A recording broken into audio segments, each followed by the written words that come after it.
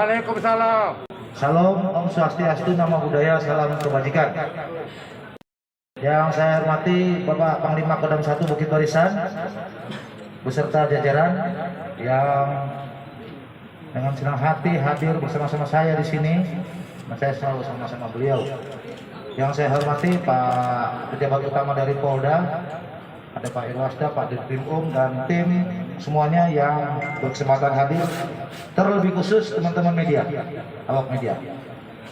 Pada sore hari ini saya akan menyampaikan rilis terkait dengan pengungkapan tindak pidana penembakan terhadap korban Mara Salem Harahap alias Marsal yang terjadi pada hari Jumat tanggal 18 Juni tahun 2021 sekitar pukul 23.30 waktu Indonesia bagian Barat. TKP berada di Jalan Umum Huta Pitu, Huta 7, Nagori, Karanganyar, Kecamatan Gunung Maligas, Kabupaten Simalungun.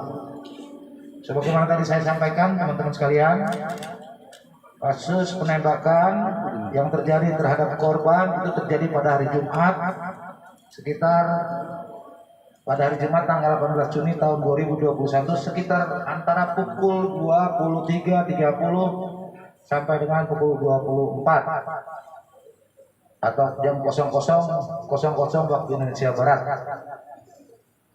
Korban Saudara Mara Salem Harahap alias Marsal, umur 42 tahun, jenis kelamin laki-laki, agama Islam, pekerjaan awak media, tempat tinggal Huta Andarasi, Desa Nagori, Parbalongan, Kecamatan Tanah Jawa, Kabupaten Simalungun, atau Huta Pitu, Pasar 3, Nagori, Karanganyar, Kecamatan Maligas, Kabupaten Simalungun. Teman-teman sekalian, berdasarkan kejadian sebagaimana tadi yang saya sampaikan, setelah mendapat laporan terkait adanya tindak pidana penembakan yang mengakibatkan korban meninggal dunia, kami segera membentuk tim untuk mengungkap kasus atau tindak pidana tersebut dan menyuruh melakukan. Ya, ini kita terapkan pasal yang dipersangkakan, pasal 340 subsidiar, pasal 338 junto pasal 55 dan 56 KUHP. Itu adalah kasus pasal yang terkait dengan pembunuhan. Ya. Barang bukti yang kita dapat dari hasil penyelidikan, kita sudah menemukan banyak barang bukti, teman-teman sekalian. Saya tidak akan sebutkan satu persatu. Yang penting-penting adalah satu unit mobil korban Datsun Go warna putih, nomor polisi BK 1921 WR, di mana korban ditemukan pada saat kejadian, yaitu hari Jumat tanggal 18 Juni. Kemudian ada parang juga kita temukan di dalam mobil, teman-teman sekalian. Ada kwitansi juga, ya, dari Ferrari Bar and Resto, ya, kwitansi di situ. Kemudian sepatu, kemeja, ikat pinggang. Kemudian satu unit senjata airsoft gun warna hitam merek Walter Chip. Kemudian satu pucuk senjata api jenis pistol buatan pabrikan United States Property model M1911A1 US Army dan seterusnya. Kemudian satu buah magazen, 6 butir peluru amunisi kaliber 9 mm aktif, satu buah mantel, dan satu unit sepeda motor merek Honda Vario BK 6976 PVAD yang digunakan oleh pelaku untuk melakukan penembakan terhadap korban. Dari hasil penyitaan barang bukti dan keterangan saksi-saksi, kita bisa menyimpulkan bahwa modus operandi yang dilakukan oleh pelaku dan motif yang kita bisa ungkap dari hasil penyelidikan ini adalah timbulnya rasa sakit hati saudara HS selaku pemilik kafe bar Ferrari Bar and Resto terhadap korban yang selalu memberitakan maraknya peredaran narkotika di tempat hiburan malam miliknya. Namun korban juga meminta jatah 12 juta per bulan dengan permintaan tiap hari 2 butir. Tiap hari 2 butir. Teman-teman, kalau 1 butir 200.000 di pasaran, maka bisa kita hitung kalau 2 berarti 400.000 rupiah. Artinya kalau dikali 30 menjadi 12 juta. Sehingga karena pemberitaan yang dilakukan oleh korban dan permintaan yang dilakukan oleh korban kepada saudara S, maka itu menimbulkan sakit hati, terlebih lagi S tidak bisa menjalankan kegiatan usahanya seperti itu. Karena teman-teman sekalian, kalau saya dapat informasi dari teman-teman, pasti akan saya cek. Oleh sebab itu, jangan coba-coba untuk menyampaikan informasi dengan kepentingan. Saya mohon ini teman-teman sekalian, kita jaga semangat kita untuk menjaga Sumatera Utara yang lebih baik.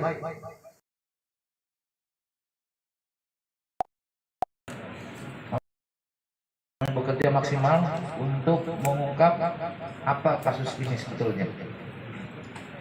Dari hasil penyelidikan dan pemeriksaan saksi-saksi, kita sudah memeriksa sebanyak kurang lebih 57 orang saksi, baik yang ada di TKP maupun di sekitar tempat kerja dan tempat-tempat yang kita duga bagian dari keterlibatan tindak pidana tersebut.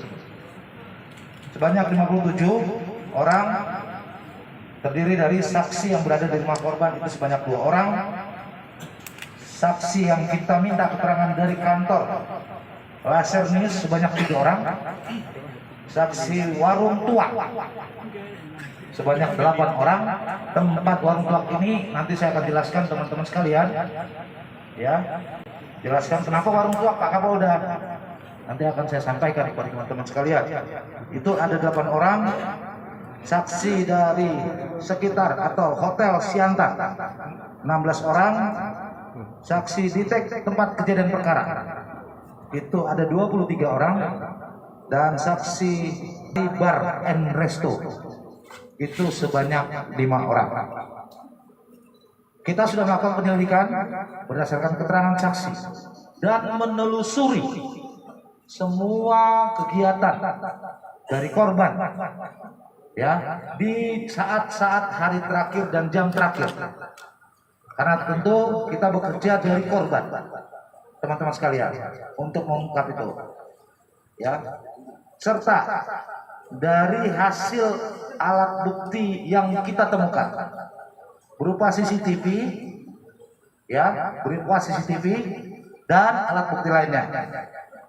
Kita berhasil bersama tim dibantu oleh Kodam 1 Bukit Bapak Pangdam 1 Bukit Barisan, kita berhasil mengungkap dan menangkap 2 orang tersangka, yaitu saudara yang pertama, saudara Y atau lengkapnya YFP, umur 31 tahun, laki-laki, agama Kristen, pekerjaan wira swasta.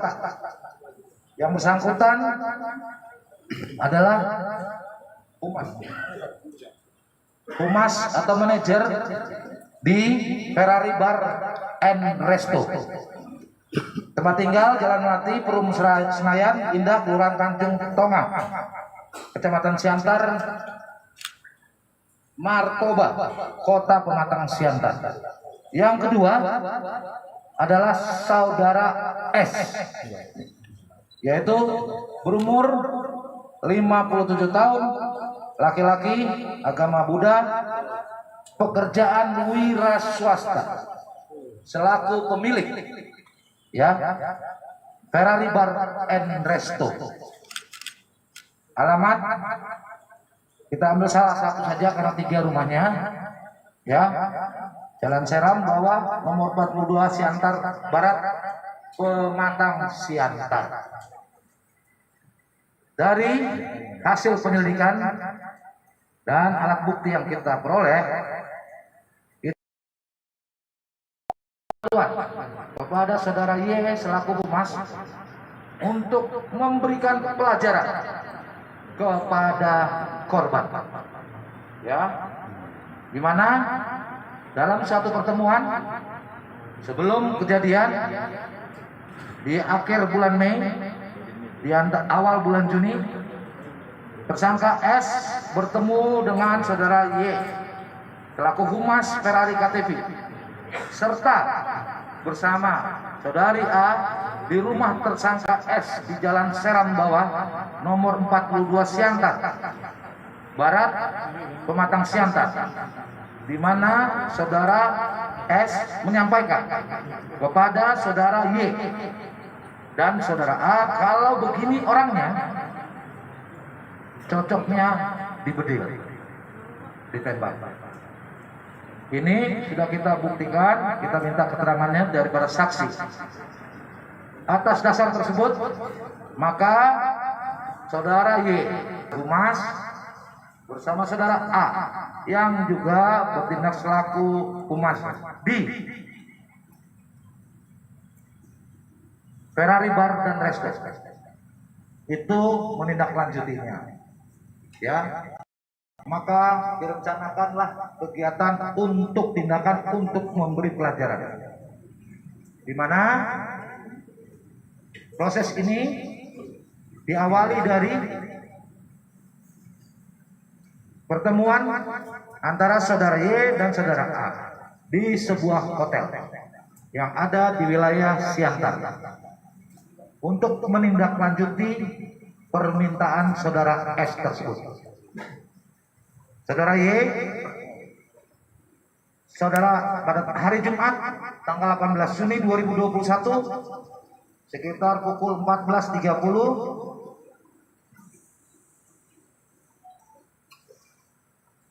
saudara A menjemput saudara Y di Jalan Vihara, Kota Pematang Siantar dengan mengendarai mobil Kijang Innova dan selanjutnya menuju kedai tua di Jalan Rindung untuk memantau korban, yang mana pada saat itu korban juga sebelumnya sudah setelah dari kantornya korban sekitar pukul 14, jam 16 korban menuju Lako Tua milik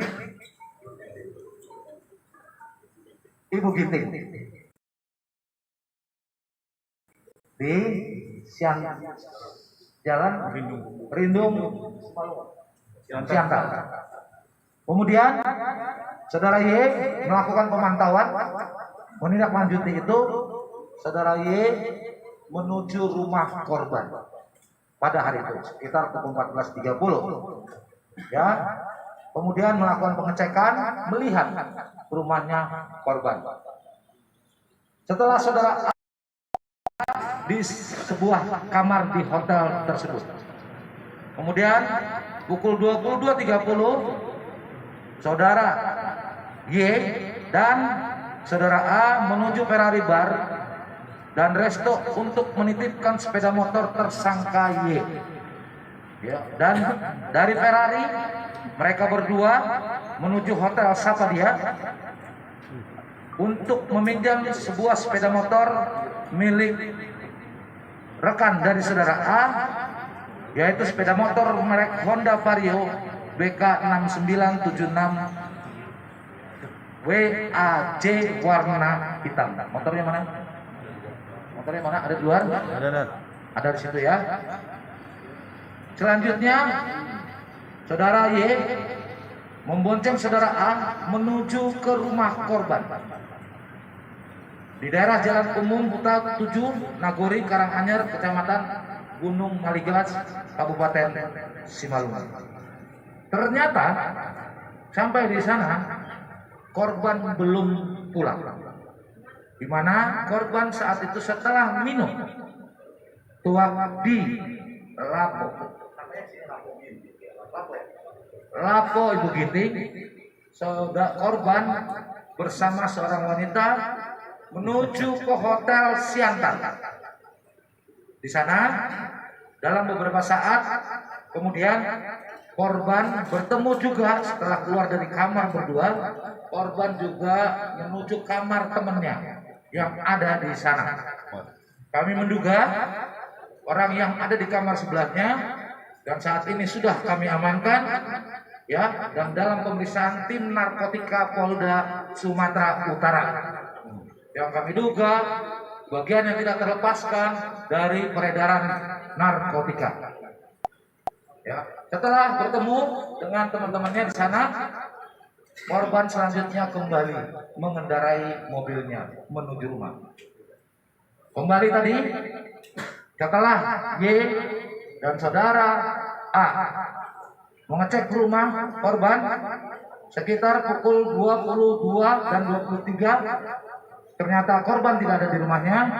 Maka nanti akan ada CCTV, saudara-saudara lihat gambarannya ya, ada CCTV-nya sambil didudukkan.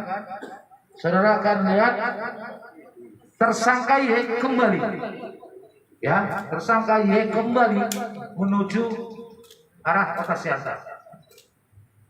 Di perjalanan mereka menemukan berselisih dengan mobil korban. Ya, di perjalanan mereka berselisih atau bersalipan dengan mobil korban, dan selanjutnya tersangka Y dan saudara A ya ini berbalik arah mengikuti mobil korban menuju arah rumah korban. Ya, ini gambarnya mobil teman-teman sekalian. Nah, ini motor tersangka teman-teman ya, motor tersangka semuanya yang nih mobil korban ya.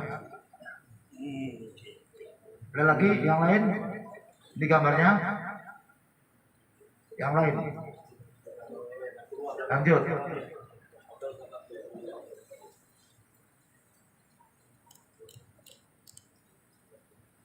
Nih teman-teman, alat bukti kita, CCTV yang berhasil kita amankan. Ini mobil tersangka A dan Y. Dia masuk, itu tadi yang dilingkarin teman-teman sekalian. Nah, setelah parkir kemudian teman-teman sekalian keluar menuju kemana? Ke tempat parkir sepeda motor. Ya, setelah meminjam kunci motor dari temannya, motor yang ada di sebelah, teman-teman sekalian. Udah, saya lanjutkan teman-teman sekalian. Setelah bertemu dengan atau berselisih dengan mobil korban, selanjutnya tersangka Y mengejar mobil korban dan mendahului sampai dengan di TKP. Kalau teman-teman melihat TKP-nya, itu TKP-nya ada sedikit tanjakan setelah masuk gang, teman-teman sekalian. Pada saat jalan yang bergelombang karena jalan korban perlahan berjalan naik ke atas, tersangka Y dari atas bukit turun karena jalannya tinggi, turun ke bawah bersama A. Y yang mengemudikan sepeda motor, A yang melakukan penembakan. Ya, penembakan. Pada saat berselisih langsung dilakukan penembakan terhadap korban.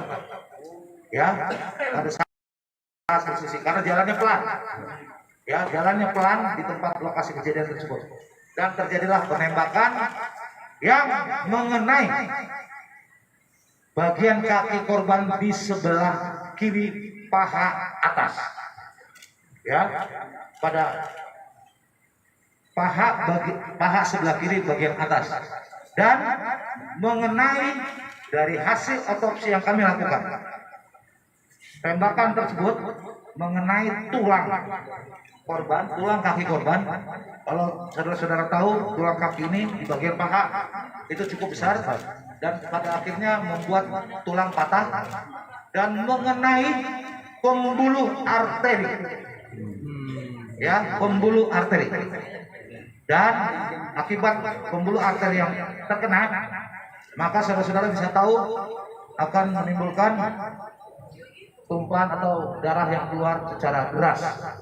Itulah yang mengakibatkan korban kehabisan darah.